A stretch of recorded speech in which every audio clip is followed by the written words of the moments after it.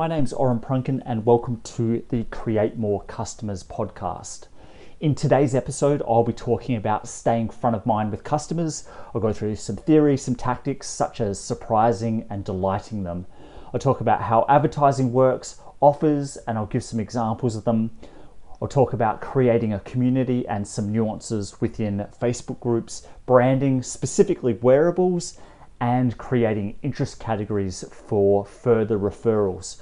I'll go into instant demonstrations and how they are powerful for sales, and I'll give some examples of it, and incentives for referrals with specific wording, and finally, content creation. Things like topics, volume, length of creative, finding your voice, and without further ado, let's get into it, and I really hope you enjoy this episode. Then in that scenario where they've already paid the money and they're not going, the thing that's popping into my mind is you need to hit them up a week or 2 weeks before that membership they're currently paying for expires. So you're front of mind when that does expire and they've got those free, they've got the free funds for it. And that may just be a case of you asking, when does that offer end? And then follow up with them just before. We used to do this all the time in hospitality. We used to collect people's phone numbers for their birthdays. We'd give them a birthday offer and we'd ring them the week before their birthday actually happens to say and ask them what they're doing for their birthday. Inevitably, they've got some loose plans. We invite them to the hospitality venue. They hang out with them and their 9 mates, get 10 free drinks. They fill the place up, so everyone else fills it up, and then they go off for dinner or they go off to do whatever they were already doing. So if you can hit them at that time where they're open to it. It's a bit of a different example because we were trying to fill venues and we're just getting, hire a crowd. But for this, if you can hit them just before, when it's fresh in their head, because their objection's like pretty real. You could probably sway them, but then are they going to, cancel, or are they going to ask for refunds, all that kind of stuff. You could probably push it in the sales thing, but you might get better conversions and better retention if you can get them at that point. The other one is maybe your offer is wrong. You gave some of the examples of the other competitors, not direct competitors, but some of those 2 other brands that are doing things.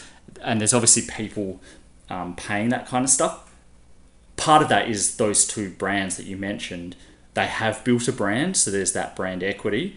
But also, it could be just worth looking at what they're offering. Like, go to their web pages and see what they're offering for that price, and see if you can at least match the value or up the value as well.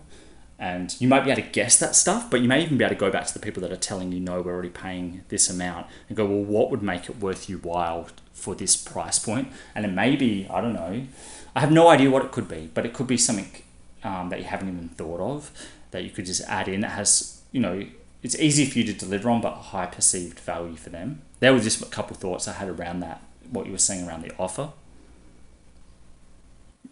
I definitely agree with getting that visual out. There's an indoor skate park here in Adelaide that I think it's positioned as a skate park, but on the other side there's actual free weights as well. So it's ticking both things.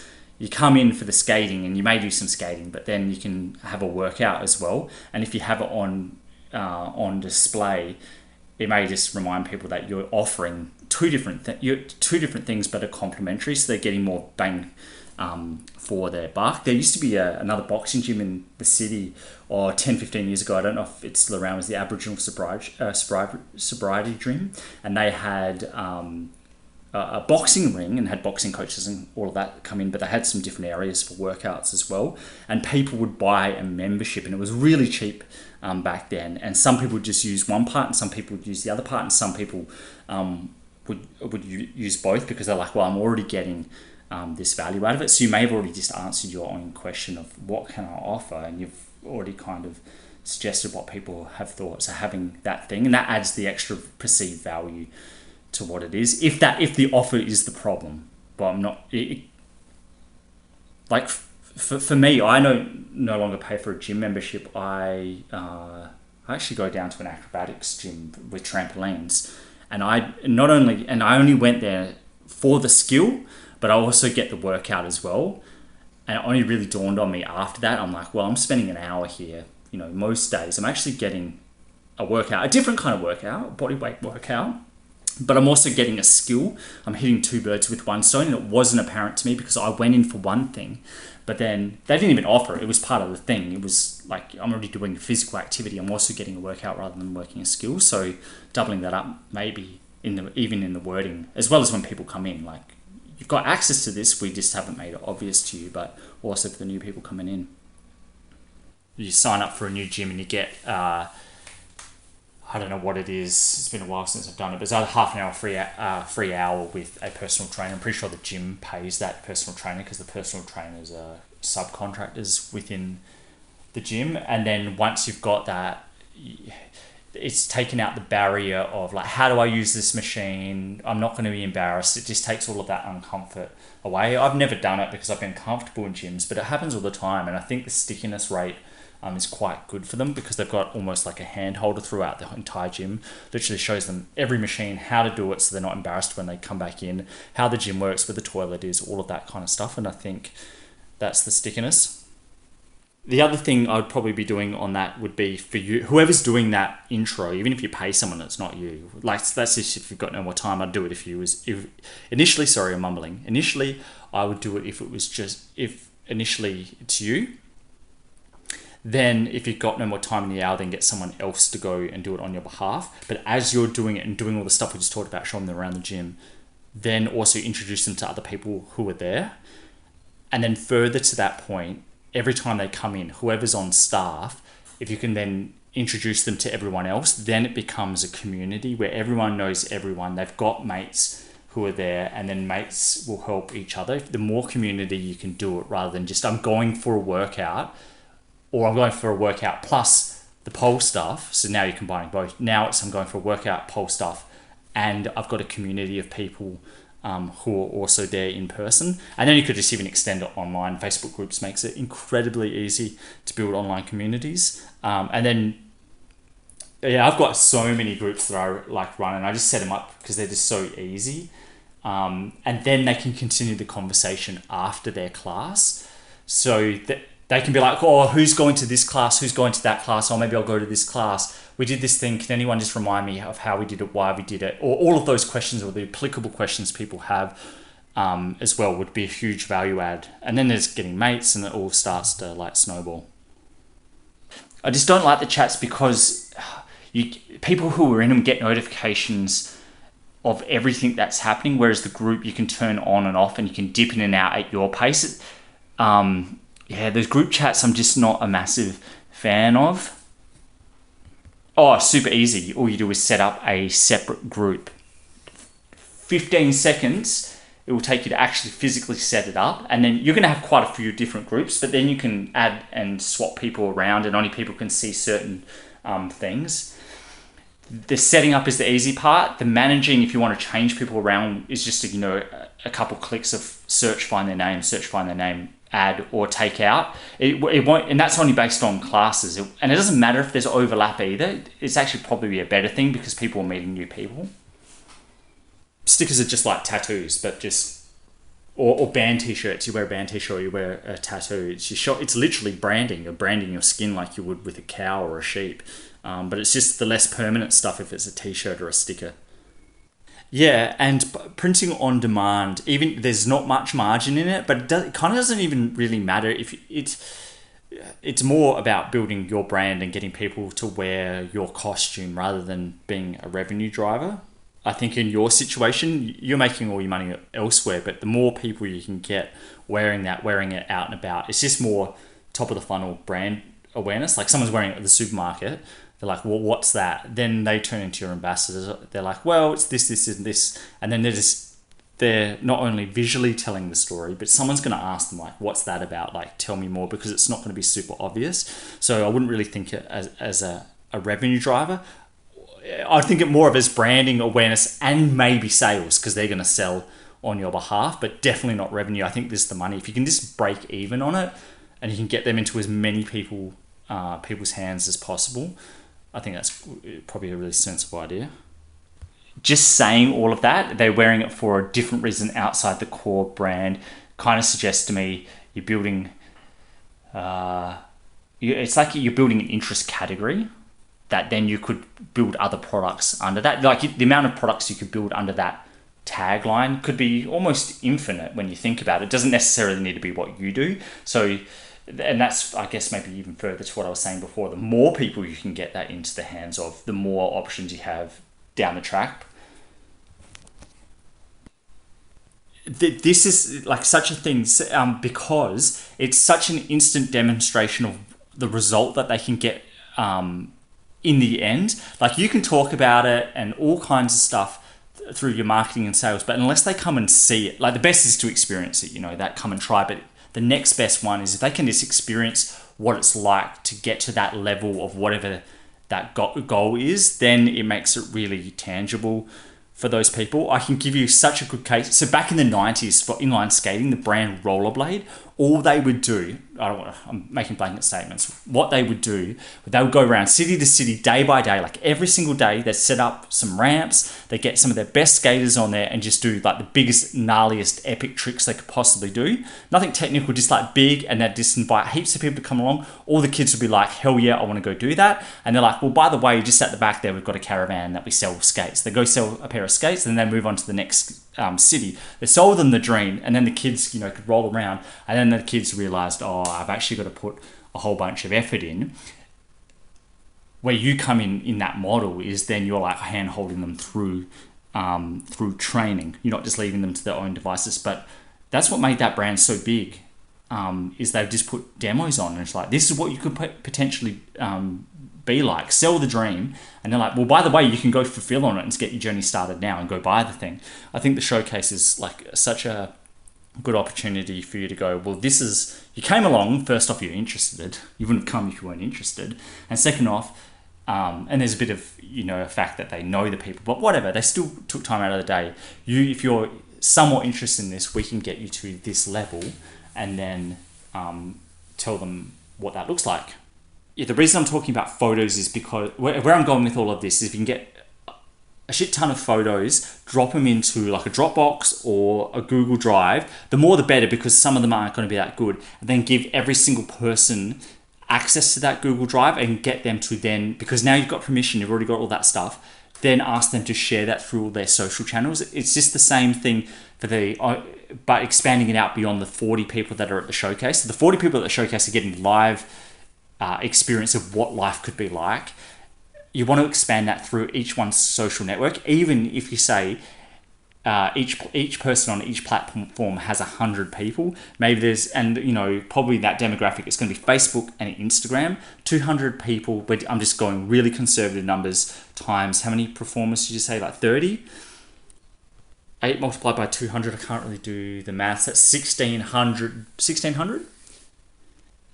Whatever it is, 1,600 potential people that could then go and see it. Now you're expanding that out, and they're going to go choose the photos they want to post up. You're not dictating to them. They're going to put it in, and they're going to start promoting it themselves. They're going to write about it, and it just gives them more fodder because they want to show off what they have been done. And if you can do the hard part for them, which is capturing videos, photos, then it makes it easier. Even if they don't put it on social media, they'll send it, in their family WhatsApp group or whatever other communication channels, and just get some more awareness out there. And someone's going to be like, oh yeah, what's that all about? The other thing with video is it's just going to be a little bit, as you know, a little bit more time consuming, as you said, to cut some of those things up. You can still put the whole raw thing up on YouTube, or you could take it to the next step and chop it up into each individual performances. Ton of work on your end, but then you could then give the same performances to people.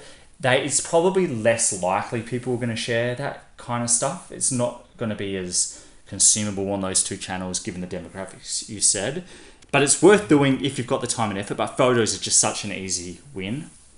The other thing for like real quick wins right now is referrals, like starting with your current customers. And the email or the message I sent you, like copy some of that wording and just tailor it to what you're doing, and ask them if they know anyone that's like them. Really quick win. Then move down to ex-customers, then move down to prospects, people who haven't converted. You're gonna have to change the copy a little bit, but for those who haven't converted, been like, you've just told us you've got a gym membership and it just renewed 3 months ago, so you've probably got 9 months before you can make a buying decision. And then as a side for you, you're going to follow up with them in 8 months. But as a side, you can't do anything in the next 9 months. We might circle back in when the time comes. But do you know anyone right now who's like you? So then go to the prospects and just ask people who they know. Then the next thing, literally just go through all of your address books, kind of like I did with you, and be like, hey, you're not even connected to this in any way, but do you know anyone in your circles? And just really, it's going to be, again, time consuming, but quick wins. They already know you, they like you, and they trust you. Especially the customers, ex-customers, and your mates. Prospects, some of those attributes are a little bit less. They know you, they may like you, they may not trust you yet. But anyway, you get this picture of what I'm saying. Is that's going to open you up to hundreds, if not thousands, of leads, prospects. Probably a really good point in terms of your, I think, some of the stuff you're saying around finding your voice too long, not clear enough. Like just taking all of those frequently asked questions and really breaking them down, and all those objections, and just putting that stuff out for everyone. And where I'm leading with all of this is too long, too short. It's kind of by the by.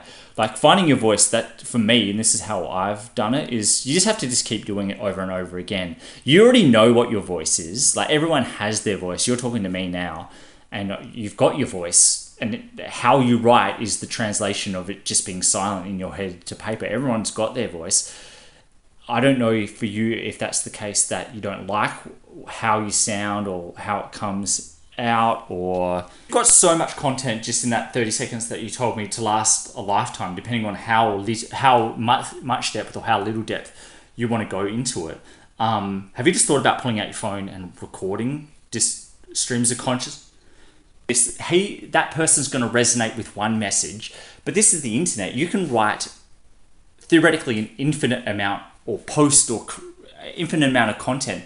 In the most ideal world, you would write, let's just talk about writing, right? It could be in any of the modalities, but writing, you could just write one separate post for the 8 billion humans that are on Earth, and it would be addressed to them, and it would go into all of their contacts, so it resonates with them. You could do 8 million different variations of the same thing that speaks to 8 billion people.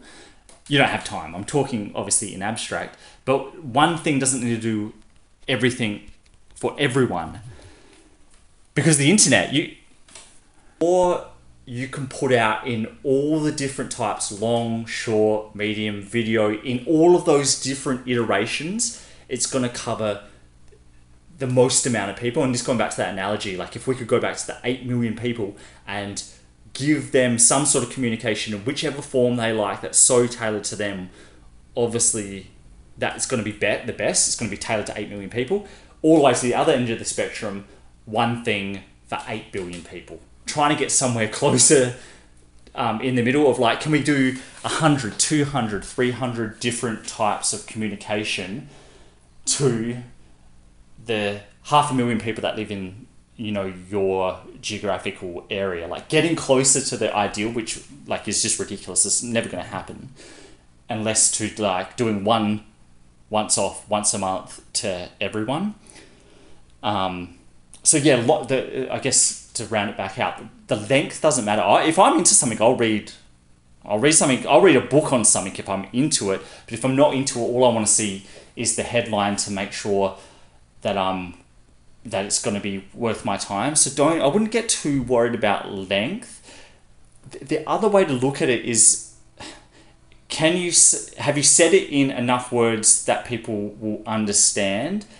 Like don't use too many words to get to the point, but don't use too little. And it's like, how long is a piece of string? Just use the amount, enough that you need just to get the point across, and nothing more. But nothing less as well, because then it won't resonate. So it's for sure. That's an old school copywriting technique called dual reading paths. So you can, there's 2 different reading paths. There's dual 1 and 2. You can read the whole thing, or you can just read usually bold or underlined or italics, and you can just skim through for those things. Dual reading path is a thing, and it's been around for a really long time. Fantastic idea to do it, because it's the same piece of content. You don't need to do it twice. You just need to go back and just highlight the important bits, and it gives the long readers and the short readers what you want to give them anyway. It's a brilliant tactic. The easy thing to do with that is once you've written it, however you write it, put between each sentence, put a single sentence gap. So it's sentence gap, sentence gap. It makes it far easier to read and look less intimidating. It definitely goes against everything that are in written books. Like you pick up a written book and it's slabs of paragraphs, but especially for online, if you can just do a single sentence, space, single sentence, you can make something that looks text heavy look really, really readable by just doing it sentence by sentence. And that will, it's not dual reading path, but it will have an equivalent effect for people that they can just skim. You said you didn't like being on camera. Record it on your phone, and you can always convert it into video. There's quite a few backgrounds you can get that makes it look like, the old radios where it's a wavelength of you actually talking. So you can convert your audio back into video with headlines and obviously transcripts and stuff like that. But then the audio can get transcribed into text that then can turn into blog posts, which again, you're obviously going to help your SEO and your search rankings. And then going back to probably what we were just talking about before, going back to the key points within either the text, video, or audio, and then screen grabbing that for your reels, for your TikTok, for your tweets, but also converting those tweets into image cards for things like Instagram. It's just having that one. And as I said, with all the topics you talk about over that 30 seconds before, the content's not the matter. It's just getting it into forms where you can just distribute it as much to get that market feedback of, is it the superpowered purpose that people are resonating with? Is it the fear about touching a pole that people, and then getting that feedback, and then being like, well, the next round we're going to talk about hygiene, and you're like, fuck, I didn't even know that hygiene was a thing. They've told us what it is. So the next one we're going to talk about is this, and then repeating that process. So don't get too overwhelmed. You can just pull out your phone and do that. Sorry, I cut you off. Thinking about going and doing something active again, and you've just been out of sight, out of mind, and you're not doing a hard pitch to them. You're just saying, hey, thanks for being a customer. We appreciate the business. Hope life is good. And full stop, leave it at that. It may just be the trigger. And like the analogy for Facebook does this all the time. Like under events, birthdays come up. Every day I just write happy birthday to people because it's a nice thing to do, number one, but also it just keeps you front of mind of whatever you're doing for whatever reason. Just being front of mind for that is good. And it's next customer. They've already bought stuff from you, so it's taking that to the next level. Front of mind when the need arises is the best thing you can possibly do. And that's why advertising works, is they're just trying to pound you with the ad so many times until you have that need, and they're the one that's front of mind. Same with concept with content. Pound them with enough content, and it's not sales content, it's just, stuff that's helpful to them that they want to consume, that when the time comes that they want to do something, you're the one that they're going to pick.